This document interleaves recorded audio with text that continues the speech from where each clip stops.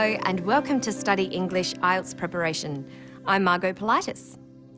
Today we'll look at some aspects of grammar and spelling that often cause problems. Concentrating on these areas will help reduce the number of mistakes you might make and improve your score. First, let's listen to this man. I'm Andrew Mack. I'm the Director of City Lights Projects. It's an art project that focuses on art in public spaces. We're here in Hosier Lane. It's right in the middle of Melbourne City. One of the areas to be aware of is agreement. The noun has to agree with the verb in number and person. He said, it's an arts project which focuses on art in public spaces. The arts project is singular. It's one thing. It's also in the third person. So you have to use the third person singular form of the verb focus. Focuses. Listen. It's an art project that focuses on art in public spaces. Now let's look at subject-verb agreement. When you use the first person, I, you don't add an S to the verb. He says, I think. Listen. I think what's great about these lanes is that it makes the lanes intimate and it invites you in. It is third person singular, so he adds an S to invite and says invites. I think what's great about these lanes is that it makes the lanes intimate and it invites you in. In the next clip, listen for the form of the verb used with the second person you and the third person plural they. You see a lot of really interesting uses of the street. Strangely enough, people come to shoot weddings here on the weekends. Sometimes there'll be up to 5 or 6 weddings. They line up for a particular spot. School groups come here, they go to the National Gallery, and then for contrast, the teachers bring them to this street.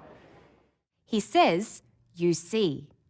You is the second person, which, like the first person, agrees with the base form of the verb in the present tense, see. Listen. You see a lot of really interesting uses of the street. You use the base form of the verb with a third person plural as well. So he says, they line up and they go.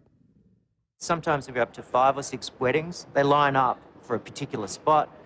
School groups come here, they go to the National Gallery, and then for contrast, the teachers bring them to this street. What form of the verb to be, is or are, is used in the next examples? It's important because there are so few avenues for free speech and increasingly we're clamped down on. There are so many rules and regulations about what you can and can't do in a city. There are so few avenues. There are so many rules.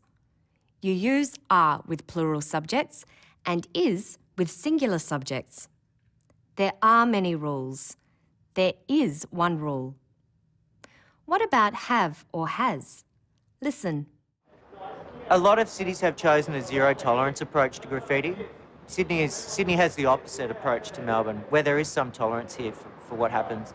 There are at least 8 streets here in the CBD that are like this one, and they've all grown organically. Usually they have somebody like me involved in the street who helps to kind of facilitate what goes on.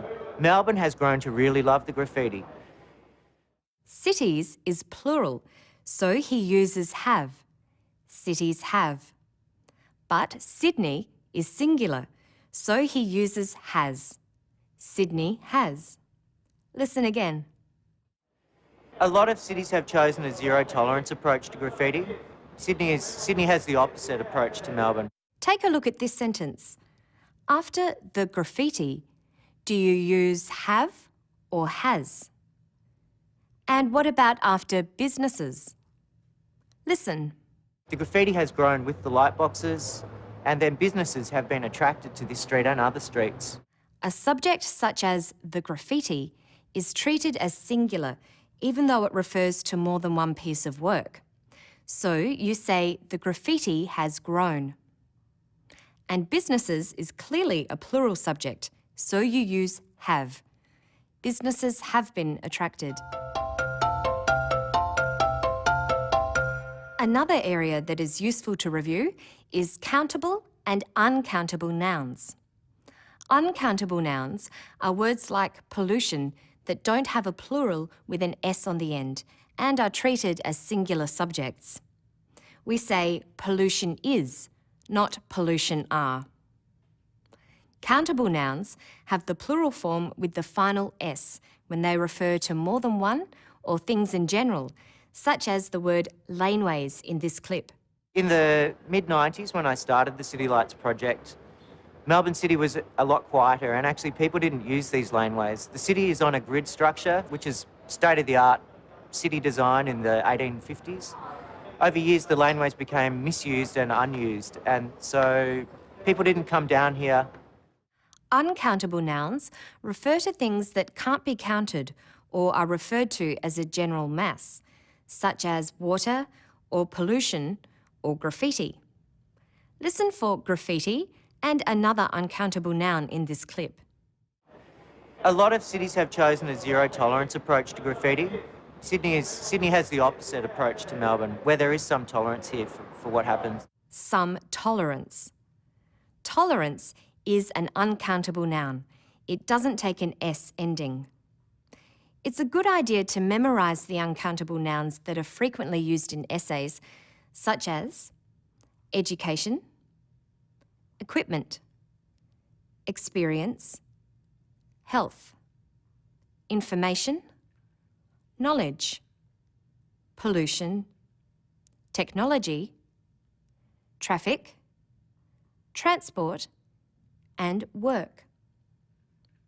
Practice using them in sentences. It's important to check your spelling in the IELTS test. There are some features of English spelling that can be troublesome. Many words have double consonants, such as pollution, and need to be memorised. Which words in the next clip have double consonants? We're here in Hosier Lane. It's right in the middle of Melbourne City. We devised this project to be in public so that we could reach a very wide audience. Inside a gallery, you might get 30 to 50 people a day, but in the street, and in this street in particular, thousands of people come down here every day. So it's primarily about reaching a big audience. Middle and gallery. Middle has 2 Ds and gallery has 2 Ls. Here are some other words with double consonants that are frequently used in IELTS, and you should be careful to spell correctly.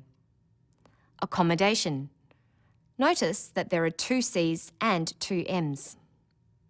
Recommend. Only one double consonant this time, the M's in the middle. Opportunity. A double P at the start. Different. A double F. Support. Tennis. Success. A double C and a double S. And possibility. Another double S. Misspellings can also occur when a letter is silent in the word. You should learn how to spell doubt. Notice the silent B. Foreign, a G that you don't hear. Wednesday, don't forget the DNE and that it needs a capital letter. Autumn, a silent N on the end. Through, one of the awkward OUGH words. Business, people don't pronounce the I. Business.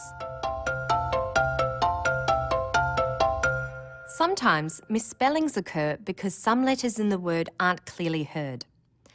Look out for the N in environment and government, and the CH in technology, ache, and technical. That's all for today. In the test, try to use your time efficiently and wisely. Leave 2 to 3 minutes to check your writing. Using these few minutes to correct some errors can make a difference to your score. Don't forget spelling, it counts too. See you next time.